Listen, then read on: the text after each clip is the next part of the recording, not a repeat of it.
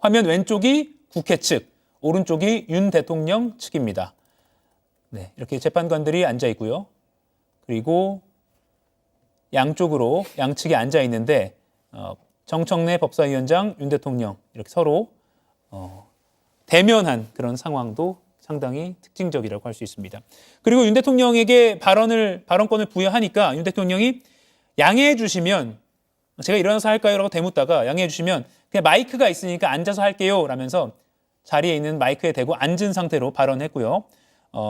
처음 출석해서 간단하게만 말하면 헌법소송으로 업무가 과중한데 탄핵 사건으로 고생하시게 해서 재판관님께 송구스러운 마음입니다 라면서 재판관들에 대한 어떤 양해를 구하는, 그리고 또 어떻게 보면 존중의 표현을 하면서 발언을 시작했습니다. 그리고 저는 철들고 난 뒤부터 지금까지 공직 생활을 하면서 자유민주주의 신념 하나로 확고히 하면서 살아왔다.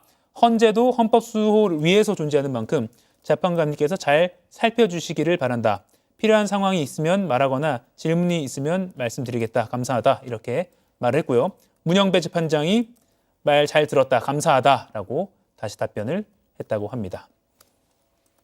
지금 24명의 증인이 신청돼서 이에 대한 판단도 지금 재판장과 헌법재판관들이 내릴 것으로 보이고요.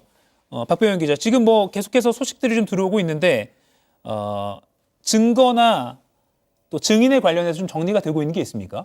예, 지금 보면은 재판관들이 이제 향후 이제 재판 일정에서 어느 증인을 채택을 해가지고 증인 신문을 할지를 정하고 있는 상황입니다. 예. 기존에 홍장원 전 국정원 1차장과 조지호 경찰청장, 곽종근 전 특수전사령관, 이진우 전 수방사령관, 여인영 전 방첩사령관은 이미 증거로서 이제 그 신문이 이루어지는 게 날짜가 정해졌었는데, 네. 오늘은 이제 이상민 행안부 장관에 대해서도 추가 증인 채택을 한 것으로 보입니다. 이상민 행안부 장관 같은 경우에는 2월 11일 증인 신문이 이루어질 것으로 보이고, 네. 당장 이제 내일 모레부터 김용현 전 장관을 이제 그 증인 신문이 예정돼 있습니다. 네.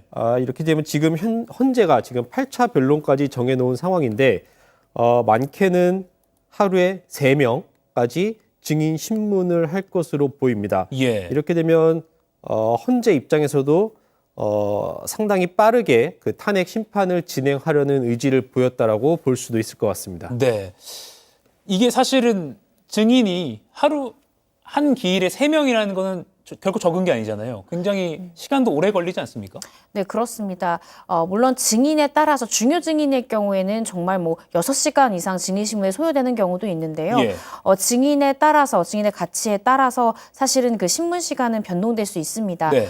그렇지만 사실은 집중 심리를 이것은 하고 있는 거거든요, 현재. 왜냐하면 네. 일주일에 2번씩이나 아침부터 저녁까지로 계속 종일로 잡아놨기 때문에 헌재에서는 집중 심리를 하겠다라는 의지로 보여지고요. 하루에 3명을 증인 신문하겠다라는 것은 결과론적으로는 한 명의 증인당 2-3시간 정도로 증인신문 시간을 제한하겠다라는 것인데요. 네. 물론 김용현 전 장관이랄지 여인영 전 방첩사령관이랄지 중요 증인에 대해서는 그 증인 시간이 더 신문 시간이 늘어날 수는 있습니다. 그런데 이제 뒤로 갈수록 아마 이제 증인의 중요도가 떨어질수록 한 기일에도 다수의 증인 신문을 잡을 수 있거든요. 그래서 초반부에는 중요 이 증인들에 대한 신문을 좀 잡을 가능성이 크고요. 네. 후반부로 갈수록, 그러니까 기일의 후반부로 갈수록 조금 더 중요도가 떨어지는, 즉 이 사건과 조금 관련성이 적을 것으로 보여지는 증인들을